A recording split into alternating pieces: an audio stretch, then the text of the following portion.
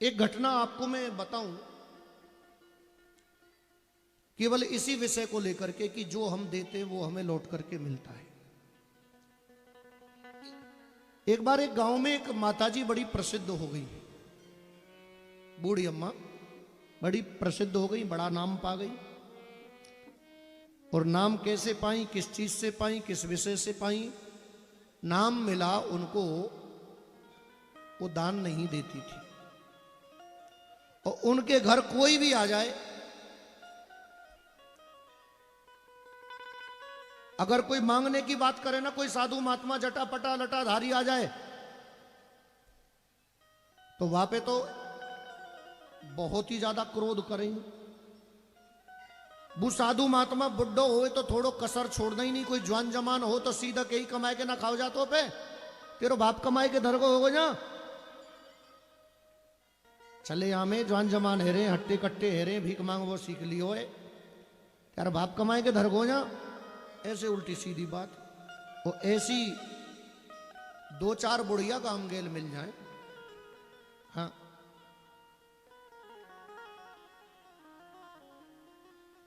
एक दिन नारद बाबा जा पहुंचे। नारद बाबा ने मैया से भिक्षा मांगी, मैया भिक्षा दो। अब मैया बाबा ये देख के भड़क गई बहुत बुरी तरह। लेकिन नारद जी तो आस्थान के आए कि अम्मा पे ते कछु ना कछु तो लेके आनो। हाँ, कई महात्मा ऐसे ऐसे भी हों जो ज्यादा तंग करे ना, वाई के घर जाए पहुंचे कि दे भाई ये सुधारे, और सुधारनो भी वही चाहिए है। कई लोग तो बड़े परेशान हो, साधु महात्मा का चोर बदमाश लुच्चे लफंगे के ढोरे बैठ गए या बूझा बैठो। बोले यार महात्मा चो बैठे यहाँ, ये साधु संतन को कहा मतलब है चोरन में, बदमाशन में, गुंडान में, लफंगान में बैठे को। अब बात तो कायदा की है। लेकिन एक बात बताऊं, अच्छे आदमियों को तो सुधारना ही क्या है, अच्छे आदमियों के पास बैठ करके करना ही क्या है, वो तो ठीक है ही है कि नहीं? सुधारना किसको है? जो बिगड़े हुए हैं। अब समाज के माध्यम से तो भाई ये चोर लुच्चे लफंगे इनको ही कहते हैं बिगड़ा हुआ। वैसे तो तुम उनते जाए के पूछोगे तो वो उल्टो तुमते ही पूछ लेंगे कि ना कि बढ़िया काम कौन सा है वह बता दो। दुनिया को कोई भी काम जो आदमी जा काम कर रहे हो तुम भाई पूछ के देखियो, सबकी नजर में वो काम बढ़िया है। तुम चोर है पूछ के देख लियो, ए यार क्यों चोरी करो, ये कोई बढ़िया काम थोड़ी है। तो वो कहेगा खूब बढ़िया काम है, एक चेन मार लो 30-40 हजार एक ही दिन में कमा ले, आते बढ़िया नौकरी का है। क्यों जी? एक मोटरसाइकिल एक दिन में उठाई लो 40-50 हजार की, लाख 2 लाख की जो भी है, याते बढ़िया धंधो कोई ऐसा के। और फिर उनसे और बात करो, बोले कमाए भी में कोई बुना है, पाप ना लगे। हाँ, पेट तो भरनो है। लेकिन ऐसा नहीं है, जो किया है वो उसका भुगतान तो करना ही पड़ेगा। बाबा नारद ने ठान ली कि मुझे इस अम्मा से एक दिन दान जरूर करवाना है। और बा अम्मा की भी प्रतिज्ञा ही कि मुझे दान कभी करनो ही ना है। आज तो बाबा नारद ने वहीं दरवाजे पे बैठ गए, बोले अम्मा मुझे भिक्षा चाहिए। अम्मा ने कही मैं तो भिक्षा ना दूंगी, हट्टो कट्टो हेरो, कमाए के खाते रो बाप जा, कमाए के ना धरगो है। चल उठ मेरे दरवाजे पे थे। अब बाबा उठ के रास्ता के पल्ली बगल बैठ गो कि ई तो तेरो दरवाजो ना, जहां बैठूंगो जाऊंगो ना। के तो भिक्षा दे। अब मैया ने 2-4 बार दरवाजो खोलो सो बाबा बाहरी दरवाजे पे बैठो पावे। मैया दुखी है गई बहुत ज्यादा। आप सभी लोग जानते हैं कि गांव में चटनी घोटवे के लिए वो है चकला लोड़ी है, सिलबटना। अब मैया दुखी है गई तो वो बटना लोड़ी लेके आई। बाबा तो कही ले भिक्षा ले। बाबा ने झोली करी, सब लोड़ी डाल दी में, छोटा पत्थर वो डाल दिया झोली में। अब बाबा ने देखा कि इसने पत्थर डाल दिया है, बाबा उस पत्थर को लेकर के भी खुश होकर के वहां से निकल लिए। अम्मा तूने जो दिया है इसका तुझे बढ़कर के मिले, 1000 गुना बढ़कर के मिले। संत फिर भी आशीर्वाद ही देते। अब देखो एक दिन मरना सबको होता है, बूढ़ी अम्मा मर गई, यमदूत आए पकड़ के ले गए। अब ऐसा बताते कि ये कई हजार किलोमीटर का रास्ता, लाखों किलोमीटर का रास्ता तय करना होता है जीवात्मा को, यमदूत ले जाते। गरुड़ पुराण आपने सुना होगा, तो गरुड़ पुराण में यमलोक जाने के रास्ते बताए हैं और उनका पूरा सिस्टम बताया है कि आदमी को कहाँ कहाँ से निकलना पड़ता है। बैतरणी नदी से निकलना पड़ता है, वो नदी ऐसी खतरनाक है और उसमें ये सब है। जो अच्छे कर्म करते हैं उनको अच्छी अच्छी जगह से निकाल के ले जाते हैं, उनको थकान भी नहीं होती। जो धरती पे पुण्य धर्म करते हैं उनको वहां रास्ते में जिसने अन्न दान किया है उसे अन्न भी मिलता है, जिसने जल दान किया है उसे जल भी मिलता है, पूरी सुख सुविधाएं मिलती। आखिरकार मैया बड़े दुर्गम रास्तों से जा रही है, यमदूत बड़े दुर्गम रास्तों से लेकर के जा रहे हैं। मैया थक गई, रोने लगी। बोले यमदूतों, बोले भैया थोड़ा बहुत तो आराम करन दो। मैया थोड़ी आगे चल के आराम करेंगे। तो एक बहुत सुंदर बाजार था, उस बाजार में जाकर के यमदूतों ने कहा, बोले मैया ठीक है अब तू भी आराम कर और हम भी आराम करें। मैया ने कही बाबा भूख लग रही है हमें तो। अब यमदूतों ने कहा कि मां बाजार है, जा ले आ।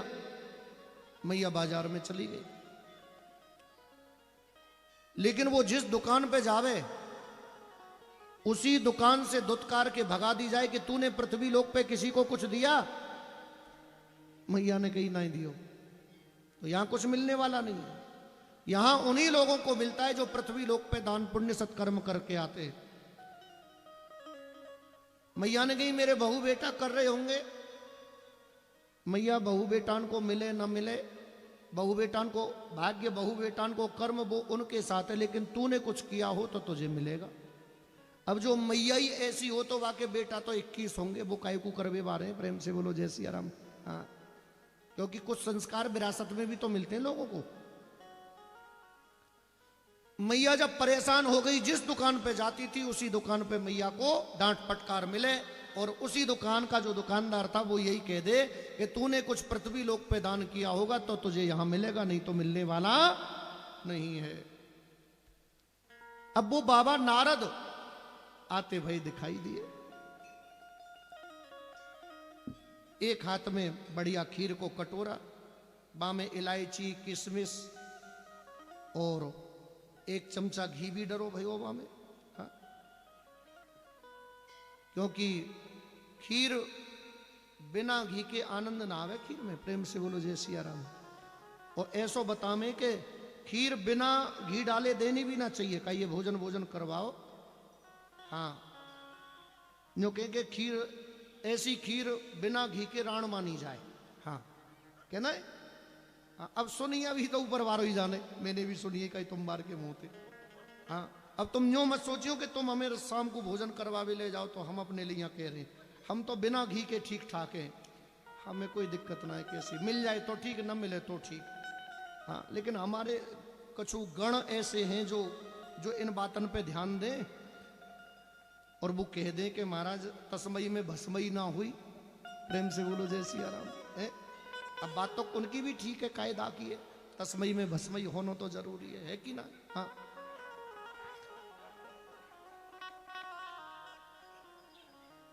अब बंधुओं हुआ क्या, बाबा नारद हरि गुणगान करते हुए चले आ रहे हैं। बगल में एक थैला लटका हुआ है, उस थैले में वो ही पत्थर रखा हुआ है जो मैया ने दिया था, और बाबा के हाथ में खीर का पात्र है, कटोरा है और बढ़िया खीर है।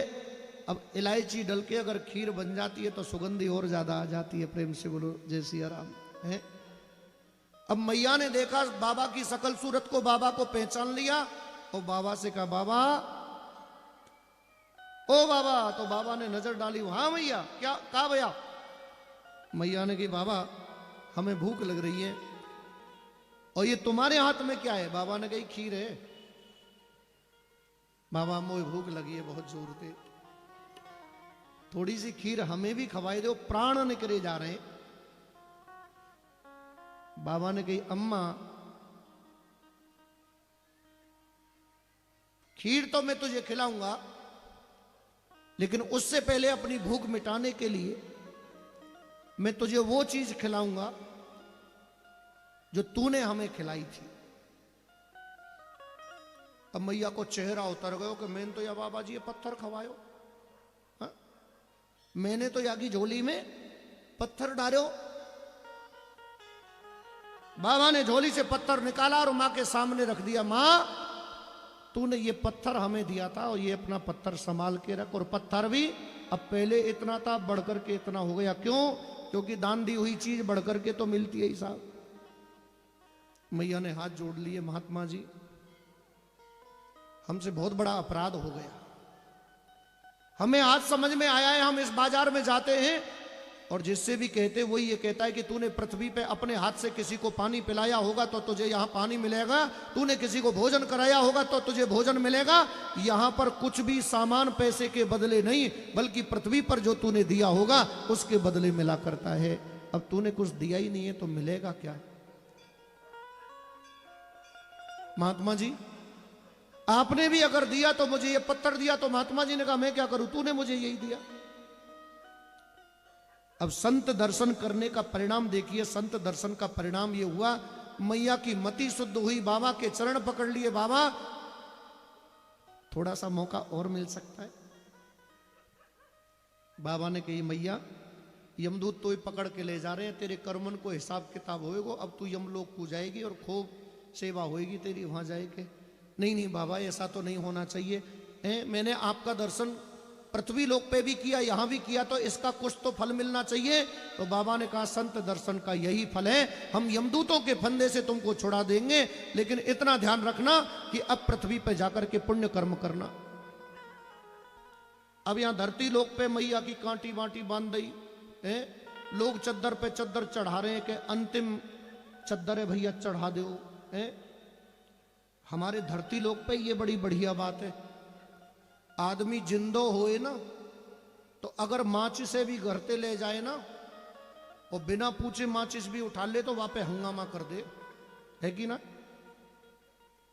लेकिन जब मर जाए कहा है तो खूब कम्मर उड़ामे, रजाई उड़ामे, और फिर तो बेटा भी खोपड़ी पे घी को पीपा पलट दे, है कि ना? हाँ, नो के खोपड़ी में घ्यो भर दो बुड्ढे की मारे, पहले घ्यो भर दे तो बुड्ढो मर तो ही काय को है। जिन्ने माँ बाप है कोई घ्यो ना पिवारो, और जब मर जाए फूके वाटे में बड़ी श्रद्धा थे, नहाया धोए के फिर घ्यो पिवाएंगे। भले आदमी पहले ही घ्यो पे वाले तो आए, मरे भैया कई का पीवे।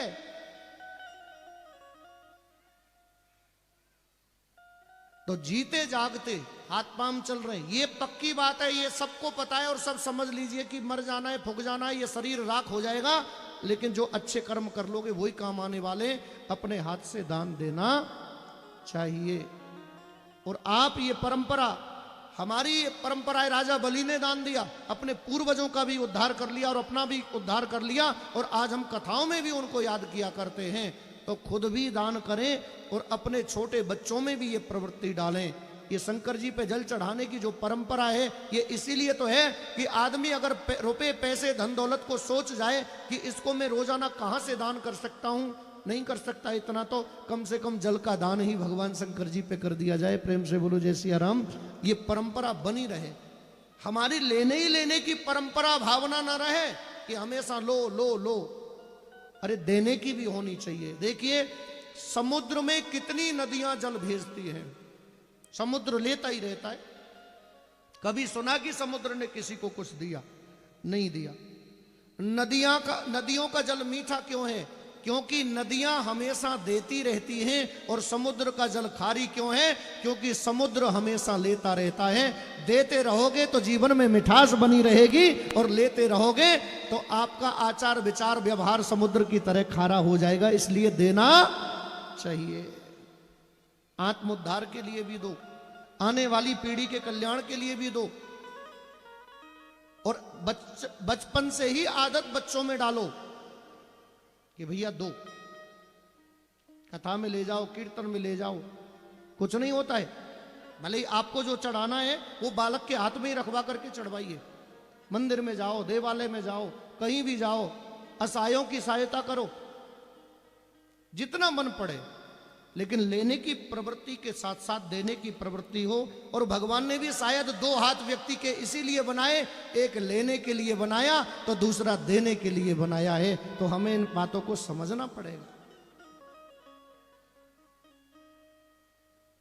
हमारे अच्छे कर्म, हमारी अच्छी बातें लोगों के दिल में हमेशा रहेंगी। मरना तो सबको है, लेकिन जिसने लोगों के दिलों में जिंदा रहना सीख लिया वो हमेशा हमेशा के लिए अमर हो गया। और अच्छे कर्मों के द्वारा ही हम जिंदे रह सकते हैं। अच्छे कर्म हमेशा व्यक्ति को जीवित रखते हैं। जिसके अच्छे कर्म होते वो व्यक्ति अमर हो जाया करता है बंधुओं।